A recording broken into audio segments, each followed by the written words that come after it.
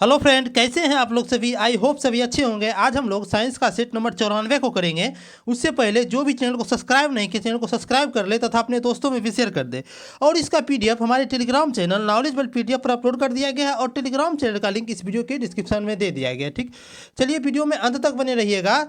ये आज के पहला प्रश्न को देखते हैं। पहला प्रश्न है कि चेचक किस वायरस के कारण होता है। ठीक, देखिए चेचक जो होता है वो किस वायरस के कारण, देखिए चेचक जो होता है ये आपको वेरियोला वायरस के कारण होता है। ठीक है, जो कि किस ऑप्शन में दिया है, ये ऑप्शन नंबर बी में दिया हुआ है, वेरियोला वायरस। ठीक, चलिए अगला प्रश्न है कि हाइड्रोफोबिया हाइड्रोफोबिया किसके द्वारा होता है। ठीक, सबसे पहले समझिए कि हाइड्रोफोबिया होता क्या है। ठीक, देखिए हाइड्रो मतलब होता है पानी। ठीक, पानी और प्लस क्या क्या फोबिया फोबिया मतलब होता है डर। यानी क्या हुआ, पानी से डर लगता है तो उसे हम हाइड्रोफोबिया कहते हैं। तो पानी से डर कब लगता है, देखिए जब कुत्ता काटता है, जब पागल कुत्ता किसी को काट लेता है तो उससे आपको रेबीज बीमारी होता है। ठीक ना, इसे ही क्या कहते हैं, आपको हाइड्रोफोबिया कहते हैं। ठीक ना, तो किस कारण से होता है, तो ये आपको वायरस के कारण होता है। देखिए वायरस यानी कि विषाणु, किस ऑप्शन में दिया हुआ है, तो ये ऑप्शन नंबर सी में दिया हुआ है, विषाणु के द्वारा। ठीक, चलिए अगला प्रश्न है कि मलेरिया के संबंध में कौन सा कथन सत्य नहीं है। ठीक, देखिए ऑप्शन ए दिया हुआ है कि यह एक परजीवी कीट द्वारा पैदा की जाने वाली बीमारी है।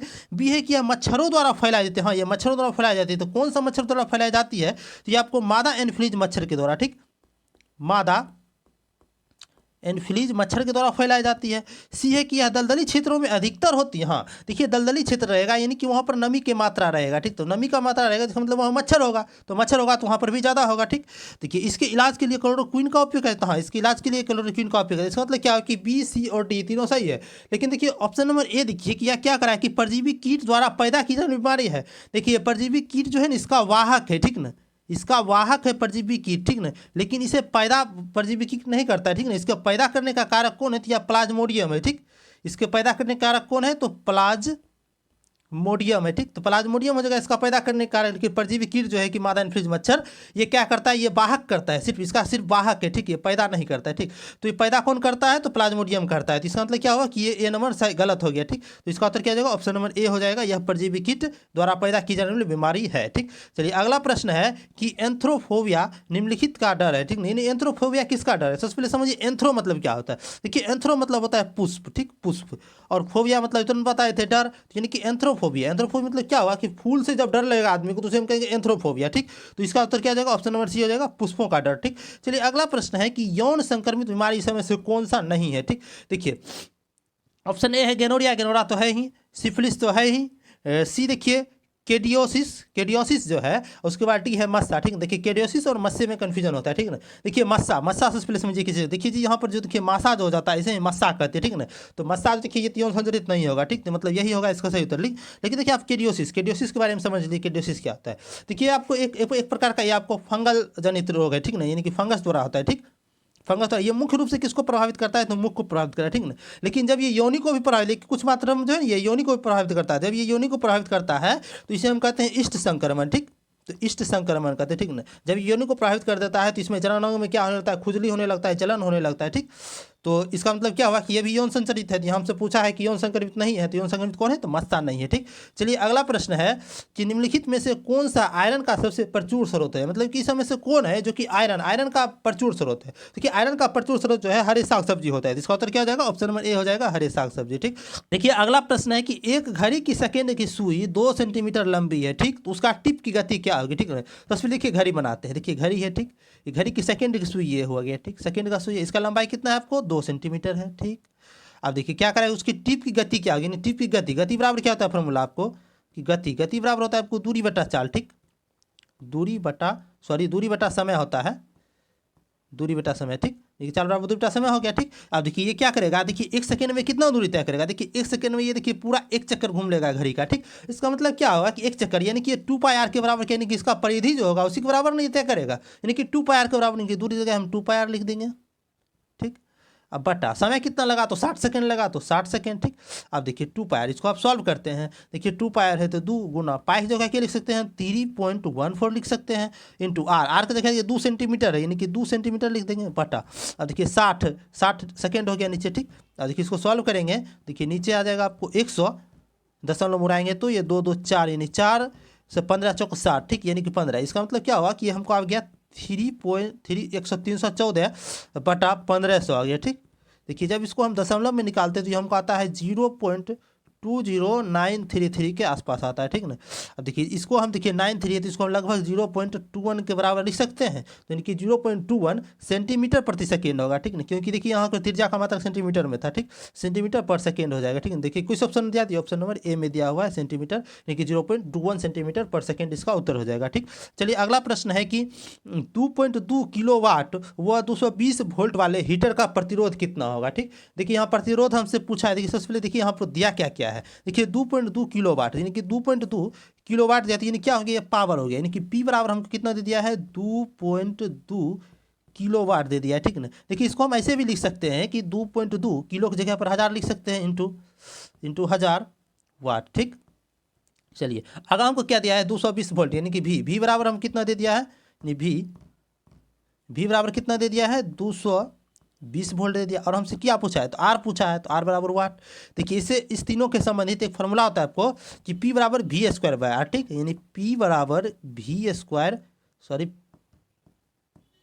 पी बराबर वी स्क्वायर बटा आर होता है, ठीक। तो यहाँ देखिए हमको क्या निकालना है, आर निकालना है, तो आर को हम सेपरेट कर लेते हैं, तो आर बराबर क्या हो जाएगा आपको, वी स्क्वायर बटा पी हो जाएगा, ठीक। अब देखिए आर को यहाँ हम वैल्यू पुट करते हैं सब कुछ का।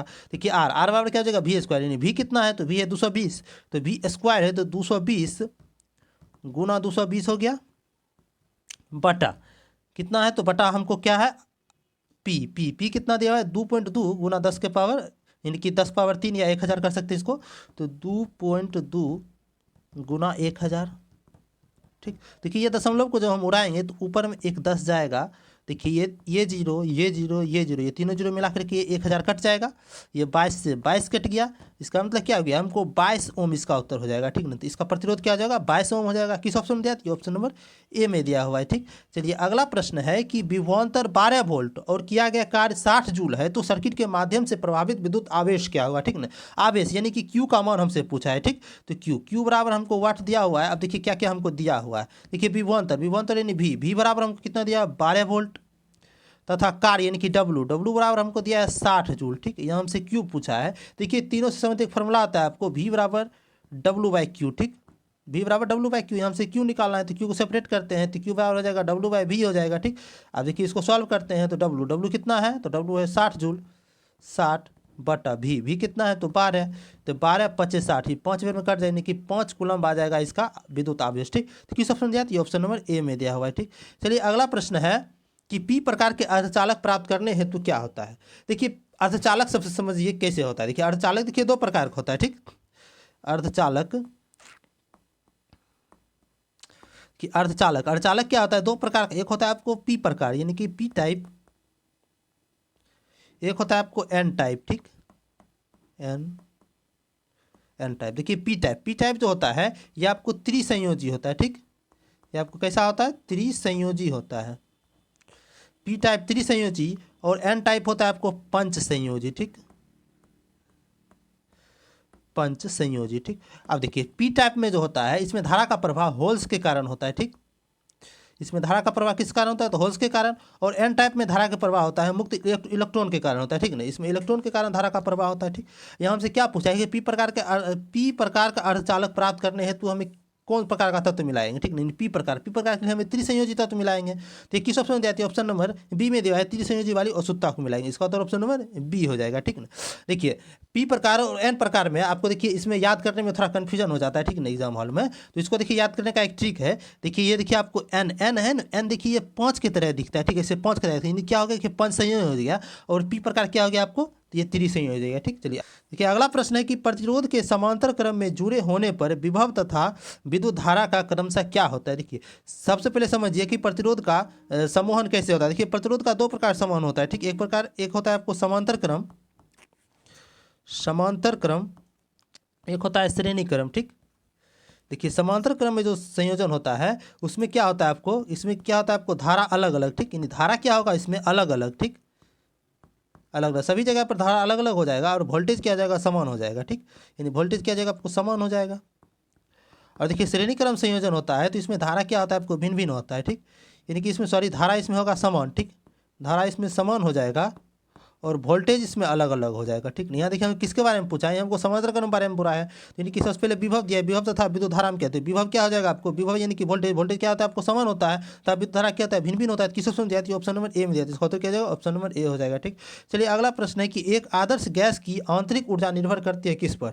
सबसे पहले समझिए कि आदर्श गैस क्या होता है। देखिए आदर्श गैस क्या होता है कि आदर्श गैस वैसा गैस है जो कि सारा गैस नियम को क्या करता है, वो पालन करता है, उसी हम आदर्श गैस कहते हैं, ठीक ना। जो आदर्श गैस जो होता है इसका जो आंतरिक ऊर्जा होता है आपको, आंतरिक ऊर्जा, आंतरिक ऊर्जा ये जो है आपको समानुपाती होता है ताप का, ठीक ना। तो इसका मतलब क्या होगा कि ये ताप पर निर्भर करेगा, तो इसका उत्तर क्या जाएगा, ऑप्शन नंबर सी हो जाएगा, ताप पर, ठीक। चलिए अगला प्रश्न है कि नीला थोथा का दूसरा नाम क्या है। देखिए नीला थोथा, नीला थोथा का आपको फॉर्मूला होता है CuSO4 इंटू 5H2O, ठीक। तो इसका मतलब क्या हुआ, सी मतलब कॉपर यानी कि ताम्र सल्फेट हो जाएगा, इसका उत्तर क्या हो जाएगा, ऑप्शन नंबर ए हो जाएगा, ठीक ना। देखिए कुछ कुछ थोथा है उसके बारे में बार बार एग्जाम में पूछा जाता है, ठीक ना। देखिए हरा थोथा, हरा थोथा का देखिए हरा थोथा, हरा थोथा का फॉर्मूला होता है आपको FeSO4 इंटू 7H2O, ठीक। सफ़ेद थोथा जो होता है, सफ़ेद थोथा इसका होता है आपको ZnSO4 इंटू 5H2O। नीला थोथा तो बता ही दिए CuSO4 इंटू 5H2O, ठीक। एक नीला थोथा देख लीजिए, नीला थोथा क्या होता है आपको CuSO4 इंटू 5H2O, ठीक। यहाँ हमको नीला थोथा के बारे में बताया कि ताम सल्फेट होगा, जिसका उत्तर ऑप्शन नंबर ए हो गया, ठीक। चलिए अगला प्रश्न है कि कोल गैस में उपस्थित घटक का चयन कीजिए, यानी कि कोल गैस में कौन कौन सा गैस का घटक रहता है। देखिए कोल गैस में कौन कौन, हाइड्रोजन भी रहता है, मीथेन भी रहता है और कार्बन मोनोऑक्साइड रहता है। इसका मतलब क्या होगा, ऑप्शन नंबर डी इसका सही उत्तर हो जाएगा, ये सभी, ठीक। चलिए अगला प्रश्न है कि जल गैस निम्नलिखित में से किसका सम्मिश्रण होता है। देखिए जल गैस, देखिए होता है जल गैस, एक होता है वायु अंगार गैस, ठीक। देखिए जल गैस, सबसे पहले जल गैस को समझिए, जल गैस, जल गैस को ही कहा जाता है भाप अंगार गैस, ठीक, भाप, भाप अंगार गैस। और दूसरा होता है आपको वायु अंगार गैस, ठीक। दूसरा क्या होता है, वायु अंगार गैस, ठीक। वायु अंगार गैस को ही प्रोड्यूसर गैस कहा जाता है। क्या कहता है वायु अंगार गैस को, तो प्रोड्यूसर गैस कहा जाता है, ठीक। अब देखिए जब ये जल गैस होता है और वायु अंगार गैस, दोनों में देखिए कार्बन मोनोऑक्साइड समान होता है, ठीक ना, कार्बन मोनोऑक्साइड होता ही है, ठीक ना। लेकिन जल गैस में जो होता है इसके साथ आपको हाइड्रोजन मिल जाता है, और वायु अंगार गैस में क्या होता है, तो नाइट्रोजन मिल जाता है, ठीक ना।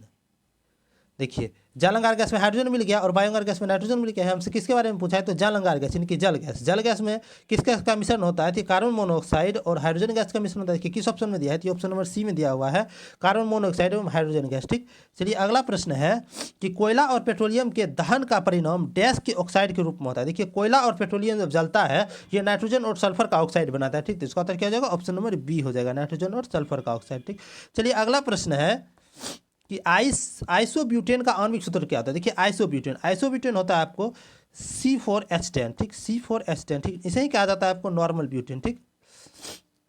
नॉर्मल ब्यूटेन भी आइसोब्यूटेन को ही कहा जाता है। इसका फॉर्मूला क्या हो गया, C4H10 हो गया, ठीक। चलिए अगला प्रश्न है कि सॉरी C4H10 हो गया, तो किस ऑप्शन में दिया, तो ऑप्शन नंबर ए में दिया हुआ है, ठीक। एक अणु में डैश दोहरे आबंध होते हैं, ठीक ना।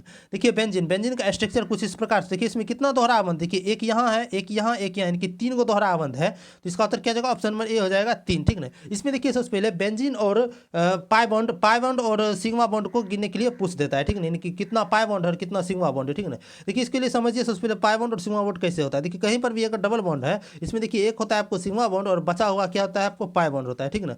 और उसके बाद देखिए अगर कहीं पर ट्रिपल बॉन्ड है तो उसमें देखिए पहला हो जाएगा सिग्मा बॉन्ड और बाकी बात दोनों जो है ये दोनों पाई बॉन्ड हो जाएगा, ठीक ना। यहाँ देखिए डबल बॉन्ड है, ठीक ना। यहाँ देखिए हम सिग्मा और पाई को गिनते हैं, तो सबसे पहले पाई को गिन लेते हैं। देखिए पाई, देखिए सबसे पहले सिग्मा गिन लेते हैं। सिग्मा देखिए सिंगल बॉन्ड जितना होगा सब सिग्मा होगा, 1 2 3 4 5 6 7 8 9 10 11 और एक कहीं छूट रहा है नहीं, 12, हाँ ठीक 12 हो गया। इसमें क्या सिग्मा बॉन्ड, ठीक।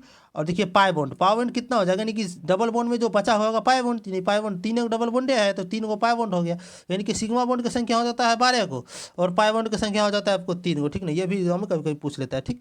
चलिए अगला प्रश्न है कि निम्नलिखित में से कौन सा कार्बोनिक अम्ल है, ठीक ना। सबसे पहले समझिए कार्बोनिक अम्ल क्या होता है। देखिए कार्बोनिक अम्ल होता है, एक होता है आपको अकार्बनिक अम्ल, ठीक ना। तो देखिए कार्बोनिक अम्ल जितना भी होता है कार्बोनिक अम्ल, इसमें आपको क्या रहता है कि हाइड्रोजन और कार्बन मिला रहता है, ठीक ना, हाइड्रोजन और कार्बन मिला रहता है, ठीक।